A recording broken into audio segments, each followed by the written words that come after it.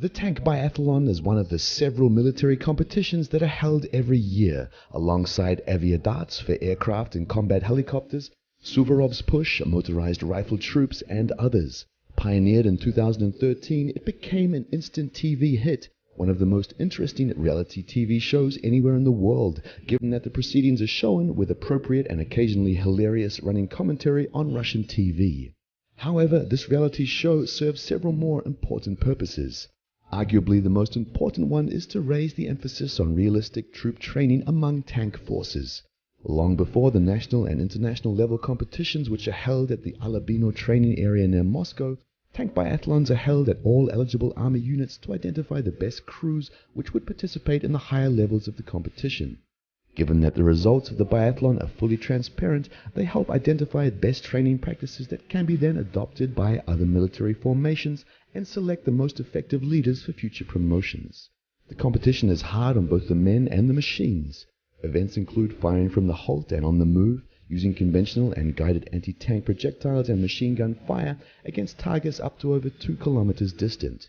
In the course of the competition, each tank is expected to cover about 100 kilometers over gravel roads and through a variety of standard obstacles at high speed. The crews must demonstrate the ability to rapidly shift from one mode of operation to another, and the mastery of every aspect of operating their vehicle, including mounting, dismounting, and stowing ammunition in preparation for firing. Moreover, the biathlon also includes an event testing individual tankmen's physical and military prowess. Secondly, since it simulates battlefield conditions pretty closely, the tank biathlon's lessons are being used to make improvements to Russia's existing and future tank designs. The firing events have shown the importance of rapid target acquisition, and the latest T-72 model, designated T-72B3M or T-72B4, has been fitted with an independent thermal sight for the tank commander's use. That upgrade has been so far mainly confined to tanks used by Russian crews in the competition, but it will probably spread as part of future T-72 upgrades. Thirdly, the event serves as an exercise in building international contacts and connections. One can learn a lot about the current configuration of global geopolitics simply by observing which countries have sent teams to participate. The 2015 tank biathlon included participation by the People's Republic of China, India, Kazakhstan, Serbia, Armenia, Kyrgyzstan, and Tajikistan, as so far no NATO country has participated in any of the events held since 2013, although the invitation remains open to them. The fact of China's and India's participation in the competition is as much a message to the West as their soldiers marching through the Red Square during the 2015 Victory Day parade. Most of the national teams use T-72B3 tanks provided by the Russian hosts, although they are welcome to come to the competition with their own vehicles, as the Chinese team did. The individual unit tank biathlons are already taking place in May 2016. The military district level competitions will follow shortly, and we will soon have the chance to see which countries show up at the Alabino in 2016 and what vehicles they put through their paces in front of the cameras.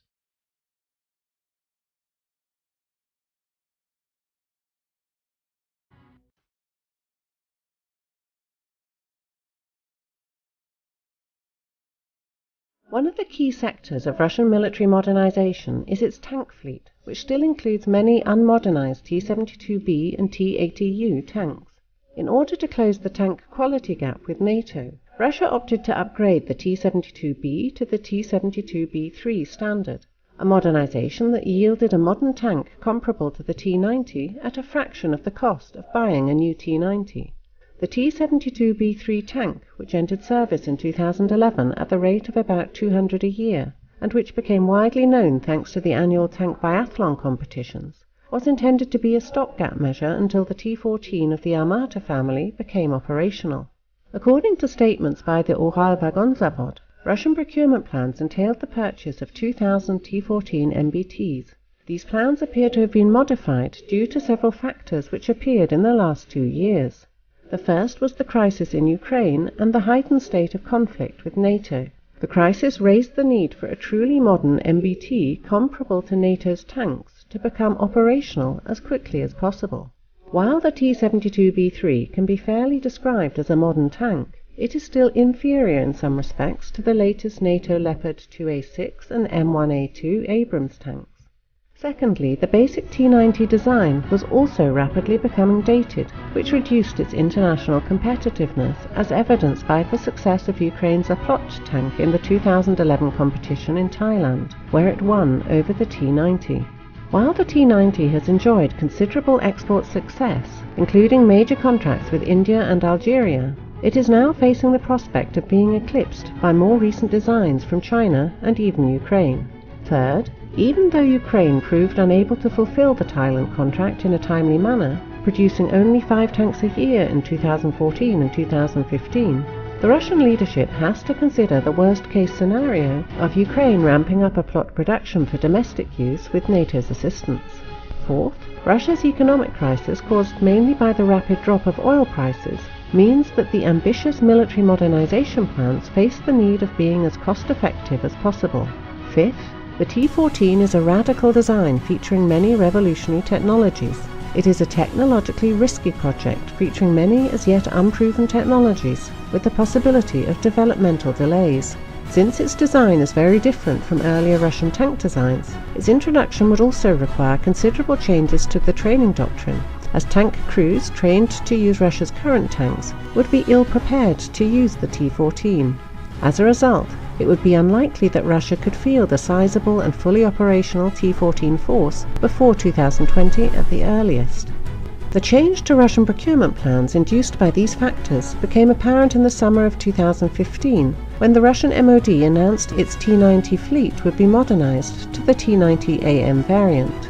This version of the T-90, known by its export designation of T-90SM, was developed in recent years, apparently in response to the T-90's aging and the emergence of viable Chinese and Ukrainian competitors, and was not intended for adoption by the Russian military. However, the need for a quicker and less expensive alternative that would fill the gap until the T-14 became available compelled the Russian MOD to take a second look at the T-90AM, which has the advantage of using already existing T-90 hulls, is a mature project with few developmental risks, and whose familiar layout means Russian tank crews can readily transition to the new design. At least one T-90AM with the 2A82 125mm tank gun developed for the T-14 is undergoing tests at Nizhny Tagil, and upgraded vehicles could be delivered to Russian units as early as 2016 if the Russian MOD desires it. Therefore, by 2025, Russia's tank fleet is likely to consist of about 1,000 T-72B3 tanks, 400 or so T-90AM, and about 500 T-14s, with their numbers steadily increasing. This force would have both qualitative and numerical superiority over any conceivable combination of Russia's opponents at that time.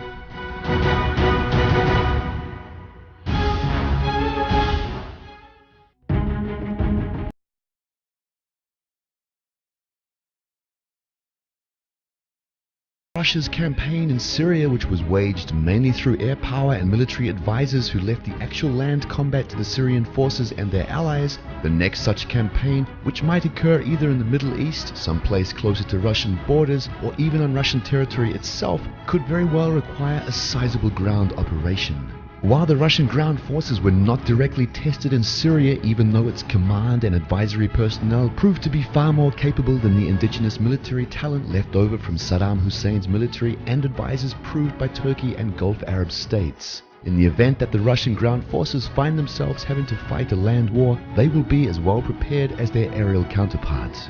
While the ground forces languished for most of the first decade of the century, when there were no major military threats to Russia in evidence, the gradual deterioration of relations which followed the 2008 financial crisis, the subsequent systemic economic crisis, and the crisis-induced need to conquer new markets to avert economic collapse in the West meant that the neglect had to be quickly reversed. The reversal, which is still underway, includes not only a far more active training agenda with numerous readiness alert drills and large-scale multi-service strategic exercises which are once again eclipsing NATO's ability to stage large operations, is also complemented by the development of state-of-the-art training methods. The 333rd Combat Training Center, CTC, in Molino exemplifies the ground forces' emphasis on combat readiness.